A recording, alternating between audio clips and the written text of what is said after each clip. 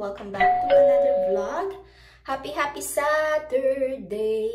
November 18 today, mga kalalabs. Ayan. So, ilang days din ako hindi nag-vlog. Hindi lang halata kasi may napanood ko yung vlog ko nung nakaraan. And again, maraming salamat po sa lahat ng nagbigay ng kanilang dahilan kung bakit nila ako pinapanood. Nakaka-touch po siya, nakakataba ng puso. May nabasa nga ako na kahit nagkakape ka lang, okay na ako, masaya na ako. So, sobrang sabi ko nung binabasa ko yung mga comments, grabe pala no, kahit simple lang yung vlog ko, napapasaya ko kayo ng ganun. And ang karamihan na comment na nakita ko is about sa aking cooking vlog, ayan. So, marami sa inyo ang nag-i-enjoy sa aking pagluluto. Kasi sobrang dali lang daw sundan. So, ayun. Maraming salamat po. I'll promise na pag magluluto ako ng iba't ibang recipe, especially yung simple lang, I will try my best to share it to all of you, mga kalalabs, no? So, ayun. Salamat po ulit. So, nagre-ready lang ako kasi lalabas kami ni Papa Dave. Hindi natulog si Nicole dito kagabi, kaya wala siya dito. Nakitulog siya dun sa kaibigan niya, yung nakikitulog dun dito every Friday. So, yun kasi yung usapan na pag Friday, meron siyang kaibigan na makikitulog dito or siya yung makikitulog dun sa kanila. So, ayun. Kaya, ay naku. Ilang araw ko nang iniisip na ayusin yung kanyang room. Pero, hindi ko naayos. So, mamaya, after kaming gumala ni Papa Dave, I promise na i-organize ko yung room niya kasi sobrang kalat talaga. Pati yung mga, hindi naman siya sobrang kalat, hindi, yung parang unorganized siya, yung pag pumapasok ako parang ako yung nalilito, ako yung naiinis, alam mo yun, kasi ayaw ko talaga sa isang lugar na, especially maliit na room, tapos kung saan-saan nakalagay yung mga bagay-bagay. So, ayaw ko talaga yung ganun na parang ang dumi-dumi tignan, kahit hindi naman marumi. Makalat, parang ganun. So, pinakaayaw ko talaga siya. So, mamaya, yun yung aking agenda pag uwi dito. Mag-date kami ni Papa Dave. Alam nyo na, every weekend, kailangan meron kaming ganap ni Papa Dave. So, baka magtaka kayo kung ano yung nilalagay ko sa lips ko. So, before ako maglagay ng mga eyebrows, nilalagay muna ako ng aking, lipstick or, ano ba itong tawag dito? Mga ganito, ayan. So, nilalagay ko muna para mas maganda siyang tignan pag after kong naayos yung mukha ko. So, meron ako nitong Gorgeous Glow na serum.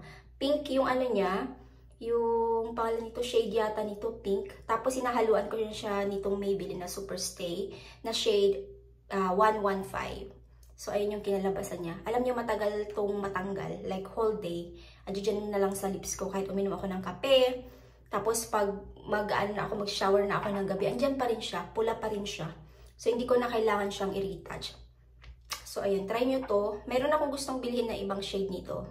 Kasi, pag ito lang yung nilagay ko, parang color skin siya. Pero, pag dalawa sila, parang nagkaroon siya ng ganyang kulay. Nag-mix. Okay, lagay na ako ng aking tinted sunscreen. Ayan, fair skin. Sinishake ko muna bago ako maglagay. Tapos, dalawang ganyan lang. So, enough na to. Ganyan lang yung ating nilalagay sa ating mukha. Hindi talaga ako nagpa-foundation. Ito lang, sapat na. Okay na ako dyan. Yung iba, di ba, ang daming nilalagay? Concealer, ano pa ba? On top of that, meron pang foundation. Nothing wrong with that naman. Kasi hindi naman talaga yung ways ng pagme-makeup. Ako talaga yung ways ko lang is simple. Yes. Diba? Tapos kilay and then that's it. That's it. Pansit. O, diba? Ang ganda ng kanina parang haggard yung natin. Pero ngayon, okay na siya. So, kilay lang ako saglit. Yung pangkilay ko is yung Anastasia.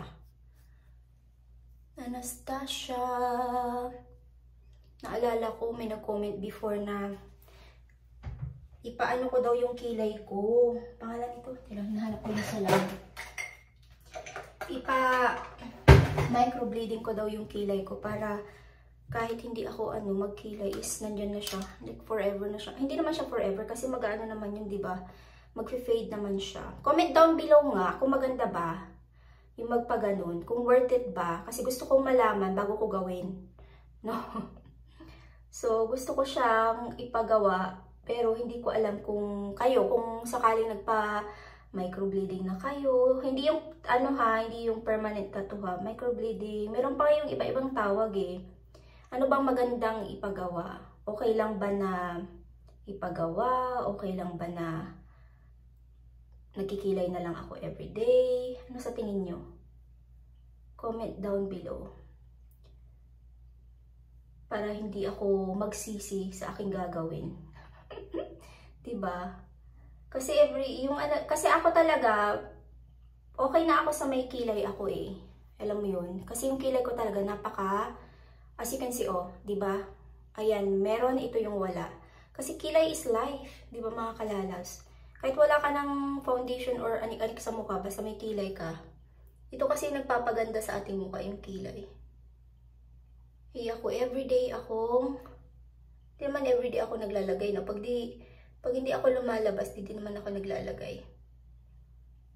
Pag lumalabas lang ako, naglalagay ako. Ayan, comment kayo kung igugo ko ba na pa-microbleeding or just leave it like that. Ayan. Tapusin ko lang yung pag-ayos ko na tapos yung hair. And then maliligo si Mister. And then we will go kung saan man tayo padpadin. Ipadpad ang ating mga paa. Ayan. Okay ba? Alam niyo dati hindi ako marunong magkilay. May nagturo lang sa akin. Hindi ko alam kung ano yung i-apply first, ano yung gagawin, ganyan. Pero ngayon, parang kahit papano, kahit sa kilay man lang, is natuto ako. Kahit wala na yung contour, mga ganun ba. Yung sa eyelash extension, mga ganyan. Pero nakakaganda ang eyelash extension, no? Si Nicole nga, ang galing-galing maglagay. Ako talaga, hindi ko natutunan yun. Eyelash extension. Yung ano ba? Yung magtatagal din sa mata mo. Okay, let me finish this and then we're done. Oh.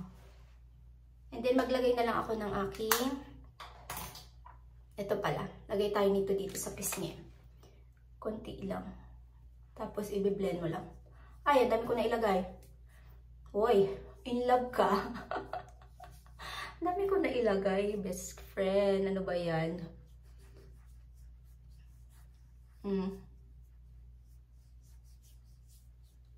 Huwag kayo mag-alala kasi maglalagay pa tayo ng ating, lagyan ko din sa mata yan.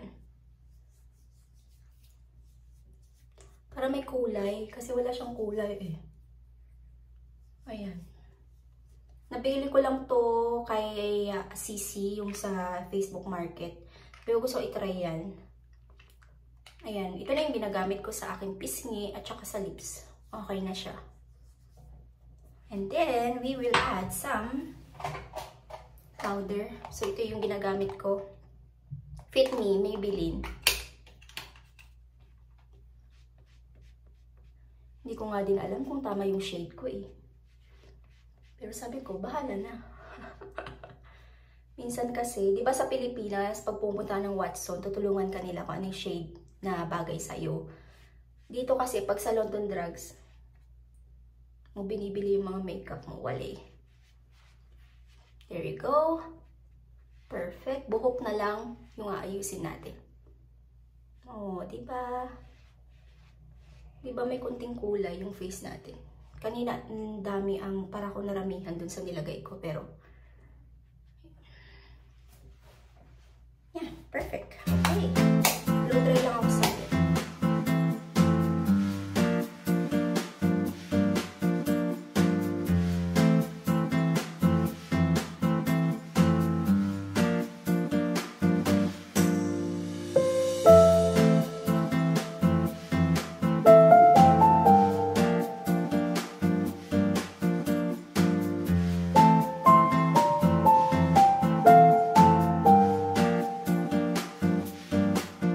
Good morning, love. Good morning. How's your coffee? The lid's weird. It's It's a weird lid. I don't think so. It doesn't feel right on my mouth. Oh, really? Yeah. It kind of spouts up, so you drink it like a garden hose. Garden hose. Anyway, dito kami sa... Did you drink a garden hose when you were younger? No, I'm not. Never tried that. Granville tayo, mga kalalabs.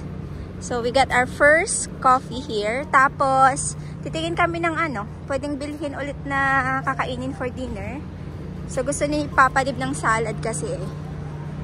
So, it's a beautiful day sa ating ano, paggala-gala today. I-take advantage natin to kasi dito sa Vancouver, ilang araw lang na ganito yung weather and then rainy na ng sunod-sunod. So, yan. Sundan natin si Papa Dave. Sobrang ganda talaga ng Granville Island pag ganito na ano, sunny. Mga ibon, oh, wow! Oh my God, they're fighting! Don't get them, no! Oh my God! Stop it, she said. They're fighting. Because one had a whole bagel. Yeah, I know, right? Oh my God. I wish Uwe was here to see this.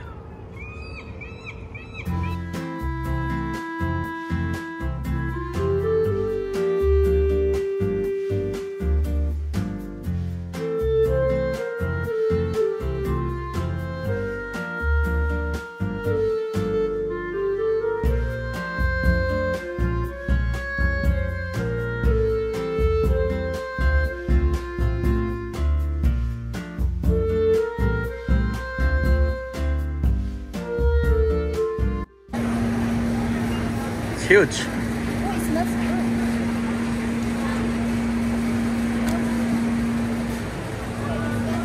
That is the best quality spinach. So, you know, people, never buy your spinach in a bag.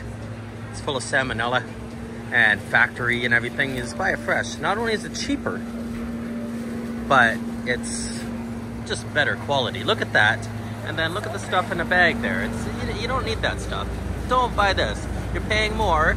You're paying $5.99 rather than like $2.99 or something. And what is this one? But yeah, let me see. What is that? Oh, those are those like oh, that's the salad also, right? salad greens. Yeah, those are good. Yeah. Nice and fresh. You want some of this also? Yeah. Depends what we're making. You know what we should make? This is a rutabaga and that's a beet. We should mix them, make a beetabaga. Anyway. So rainbow potatoes. Okay, let's get our groceries. All right. Spinach Oh, it looks amazing. Look at this. That's your YouTube thumbnail right here. Wow. What are these? Oh, that's the dragon fruit, the weird one. Check this one out. So that's like the red dragon fruit there. You cut it open. And that's this guy. And then you got the yellow dragon fruit. And you got the pomegranates.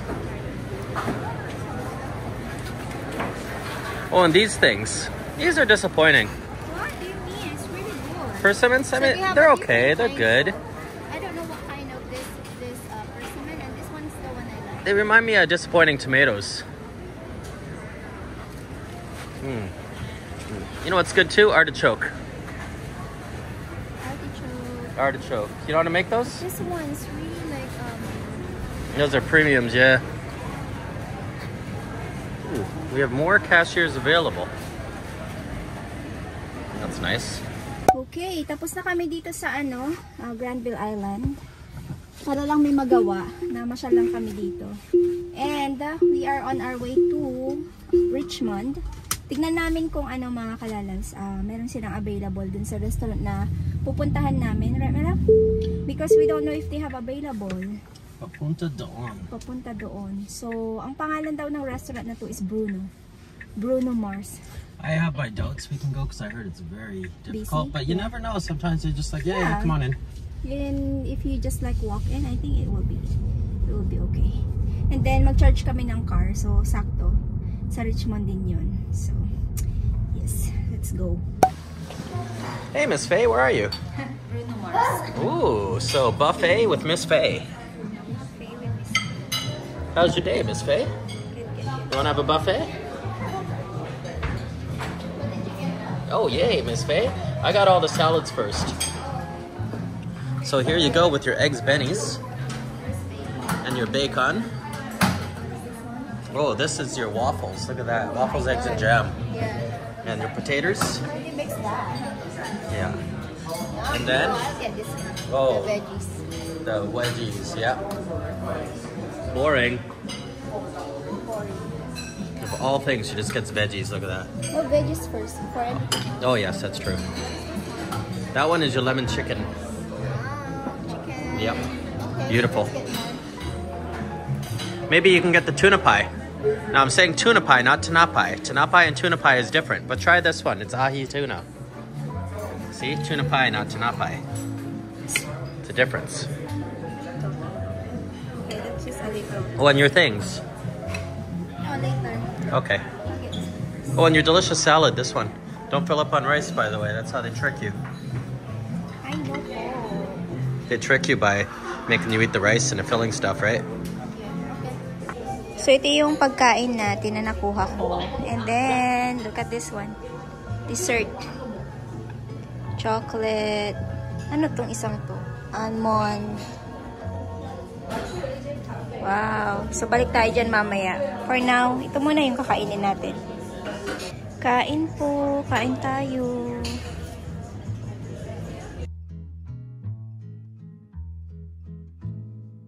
So, andito na kami sa Delta, mga kalalabs, nag-charge ng car. So, what do you think about the food, my lab? What do you think? 7 out of 10? 7.5 out of 10? Yeah, 7.5. You know, a man of my sophistication, my sophisticated palate, I would say that Ewan ko sa'yo, babe. I really liked the tuna pie.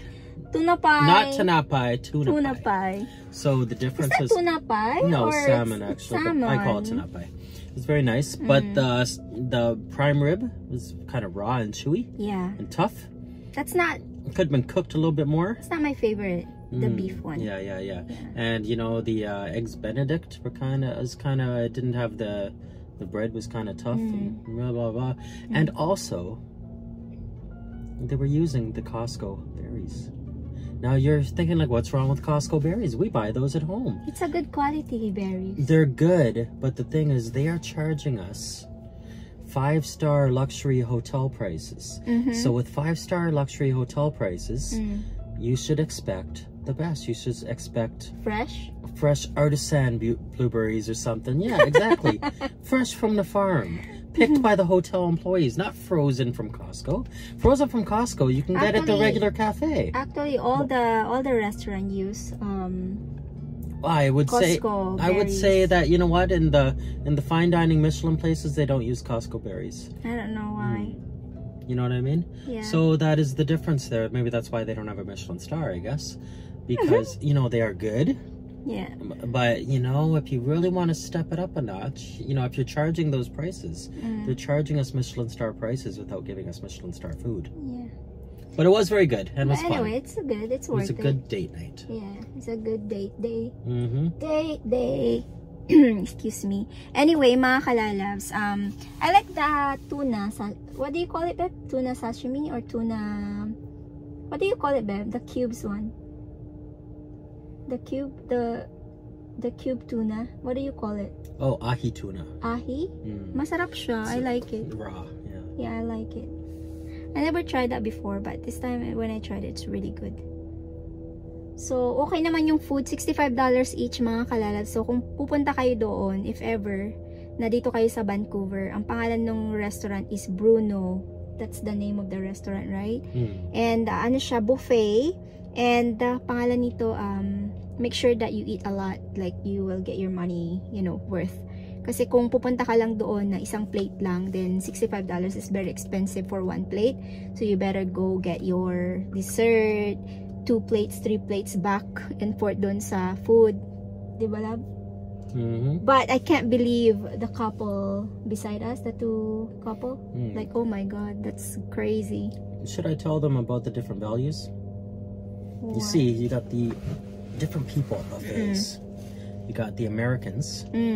Americans like food, like lots of food. Big portions. And then you got the Chinese, these little Chinese people. So and you're wondering, skinny. how do they eat that? Yeah. They probably don't. They are just looking for the value. They just want their money's worth because they're thinking financially.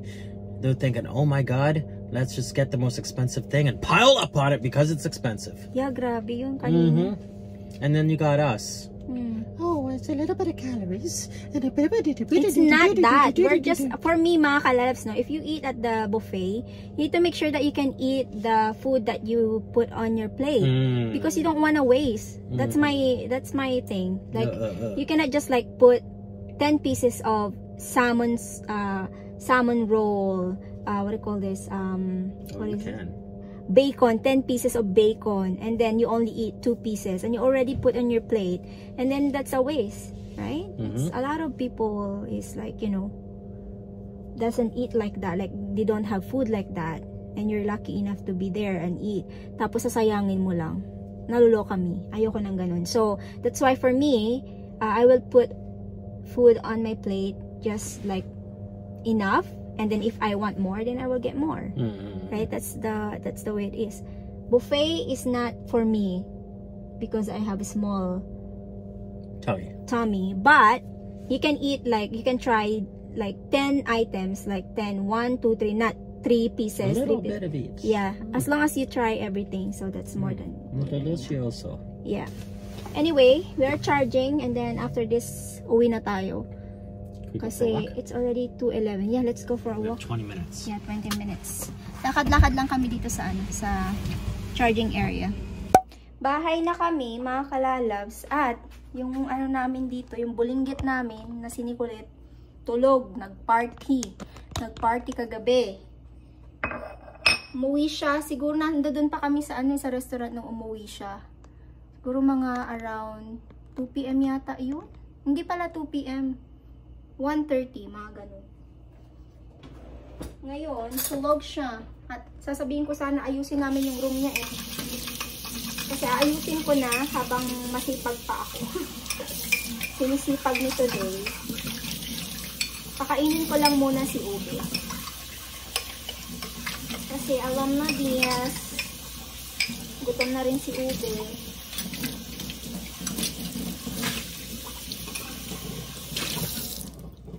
Alam niyo, nahihilo na ako pag nagbabiyahe kami ni Papa Dib. Pag sumasakay ako dun sa sakit, nahihilo ako. Nung on the way kami sa Richmond, ay naku. Bigla akong kailangan ko ng punta ng CR kasi nasusuka ako. Excuse me po, no. Kasi para akong naduduwal kanina. Buti na lang naging okay. Pero hindi talaga ako makapag parang nabago yung nabago yung biyahe. Yung parang hilong-hilo talaga. Buti, meron din ako nung yung parang inhaler ba yun, yung inaamoy. So, ito yung papakain ko kay Ube. Iba naman to, pero same brand siya. Pero ito hindi siya yung kasi yung dati kong pinapakain kay Ube is siya, pangalan nito, gravy. Ito naman, broth yung niya, sabaw. Pero hindi naman siya mukhang may sabaw. Chicken naman to with spinach. Iniiba ko lang, pero same brand din lang. Yung flavor lang yung isang can yung pinapakain ko sa kanya. Minsan is kalahati. Pero dahil nga sa umaga, kinakain niya is yung yung dried food. Sa gabi niya is yung wet food naman.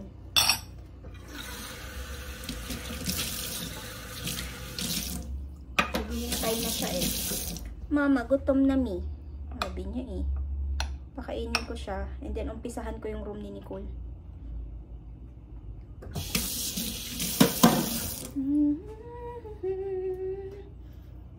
Ube!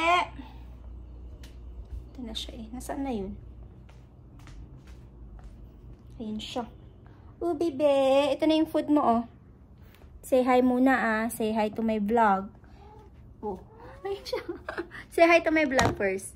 Hello! Tell them. Hello! Oh, kain ka na muna. Ito talaga yung baby na pinapakain parati eh. Ayan yung batang nagparty. Tulog. At tayo sa room niya. Ako ay mag-aayos ng room niya. Ito yung ating aayusin. Pakita ko sa inyo. So, itong area na to, kailangan ko tanggalin yung mga yan at punasan. Ayan, hindi ko alam kung saan to galing itong mga to. Sabi niya, binigay daw ng mga friend niya, mga mamahalin na brand na skincare or something. Galing sa mga kaibigan niya. Tingnan niyo yung makeup area niya. Ayan. So, tingnan niyo yung eyelashes niya dyan. Ito yung reality ng may anak na dalaga dahil kung ano-ano na lang. Tapos, aayusin ko yung damitan niya. Hay nako. Ayoko to. Ayoko yung nakikita ko. Tapos yung mga yan, organize ko. And, siya nga pala, yung computer, ayan, diba nasa salat, ay nandoon siya sa may office area. Nilagay ko lang siya saglit dito. So, hindi ko alam kung ibabalik ko pa ba siya. Kakausapin ko muna si Papa Dave. And then, yung upuan doon, tapos yung table sa may office, is kailangan ding ilet ko ibenta or dalhin sa office ni Papa Dave. Kasi baka magamit pa doon yun, diba? So, ayan. Umpisahan na natin to. Ay, naku po, no. Paano ko ba ito umpisahan? My God. Bukas ko na lang ituloy yung gagawin ko at ito ay matutulog. May G. Bukas na lang. Hindi pa tapos kumain yung isa kong anak. Oh, be. So cute. Naudlot na naman ang ating pag-aayos ng room ni Nicole. Pero that's okay kasi it's already 4 PM naman. So sabi ko, dun ka matulog sa room mo. Paano kasi sabi ni Papa Dave, mga around 5 AM hanggang 5 AM yata, nakita niya pang online si Nicole kasi nga hindi siya natulog dito kagabi. And pag nag-i-sleep over naman yung kaibigan niya dito sa bahay, hanggang ay nako, magdamagan sila. Hindi ko alam kung anong meron. So ayan, siguro hindi siya nakatulog ng maayos doon sa bahay ng kaibigan niya. Bagsak tuloy siya. Kaloka. So bukas, ayusin ko yung room. Ilang araw na yan naudlot. Hindi na natuloy. Pero gusto ko kasi pag ginawa ko siya, clear yung mind ko para alam ko kung ano yung gagawin ko. So tanungin ko ulit kay Papa Dave kung gusto niya yung yung computer dito, nabanggit ko sa inyo kanina, paulit-ulit. Mga Faye, paulit-ulit ka ha. And bibili din pala ako ng mic ng aking phone para mas malinaw nyo akong marinig, mas okay yung boses ko. Kasi ang gamit ko ng pang-vlog ngayon is yung cellphone ko. So nakailang na kasi ako, nakailang G7X na ako na camera is lagi siyang nasisira. So binebenta ko siya, yung part ng ng camera is ginagamit pa ng iba. So ayun, so nasayangan naman ako na bibili ulit ako. Tapos same lang din naman yung magiging problema niya. Ewan ko ba, baka mali-mali yung nabibili kong hindi ko naman siya nababagsak. So feeling ko is ito na lang cellphone ko yung gagamitin ko. Tapos mag-ano na lang ako ng mic. Comment down below kung okay ba yung quality niya, no mga kalalabs. So ang gamit ko kasi sometimes is yung front camera ko. And then ngayon yung gamit ko is yung back camera.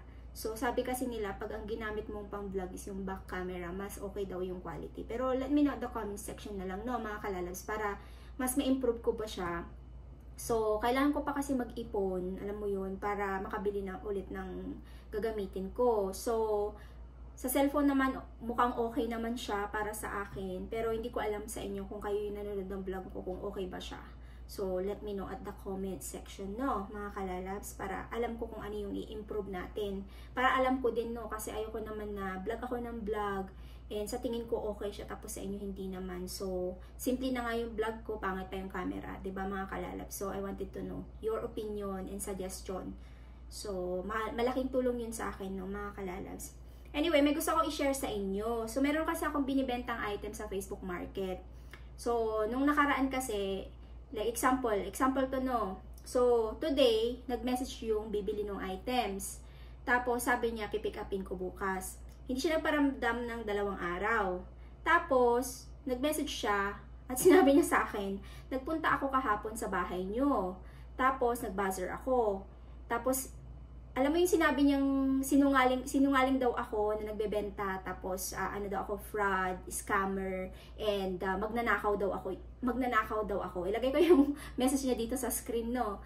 Sabi ko, wala naman akong binigay sa'yo na buzzer number, paano mo alam? Sabi ko sa kanya. At saka wala din akong binigay na phone number sa'yo, na phone number ko. Kasi, pag meron ako binibentang item sa Facebook Market, hindi ako nagbibigay ng phone number. Sa Messenger lang talaga siya. Tapos, sabi ko, i-message nyo ako pag naka-arrive na kayo. So, sa baba ko sila minimit. Hindi ko sila pinapaakyat dito. Hindi ako nabibigyan ng buzzer. Kasi, delikado na ang panahon ngayon. Diba, mga ka-arrives, hindi na pwede yung bigay ka lang ng bigay ng buzzer. Tapos, papasukin mo, hindi mo na maalam kung sino yon, diba? So, sabi ko, hindi ako nagbigay sa'yo niyan. Sabi, tatawag ako ng police kasi fraud ka, magnanakaw ka. Ginanon niya ba naman ako, maloka ako sa kanya. Sabi ko, okay. Sabi ko, who cares? Sabi ko gano'n sa kanya. Di tumawag ka. Ewan ko sa'yo, sabi ko gano'n. So, ang nangyari is, sabi ko, hindi ko na ibibenta yung item sa'yo kasi hindi ko alam kung anong pinagsasabi mo, sabi ko sa kanya. So, ang ginawa ko ay sabi niya sa akin, oh, pero nag-buzzer ako, ganyan-ganyan. Ipilit niya talaga. Sabi ko, sorry. Sabi ko, hindi ko na ibibenta. So, sabi ko, salamat, have a great day. Ginanong ko siya. So, ayun, pag dito kayo sa Canada, and then sa Pilipinas din, di ba, may Facebook Market kayo dyan. Di ba, pwede kayo mag-post ng mga benta nyo, mga ganyan. So, mag-ingat lang kayo kasi may mga scammer din talaga dyan. Merong delikado din, malay nyo, magnanakaw or something like that. So, kung magbebenta kayo ng items at gusto nyo na maging safe, makipag-meet up kayo sa place na maraming tao, sa mall, mga ganyan. Kasi sometimes nakipag-meet ako sa mall. Or sometimes, sabi ko, pag malaking items, so sopa, mga ganyan, is-pick up siya. Ibibigay ko yung address, pero sa baba ako ng lobby. Hindi ko sila pinapapasok ng lobby sa labas talaga So, dyan ko sila minimit, tapos pinapakita ko yung items na binibenta ko. So, naloka lang na may mga ganun tao na sasabihan ka ng ganun. Tatawag daw ng police.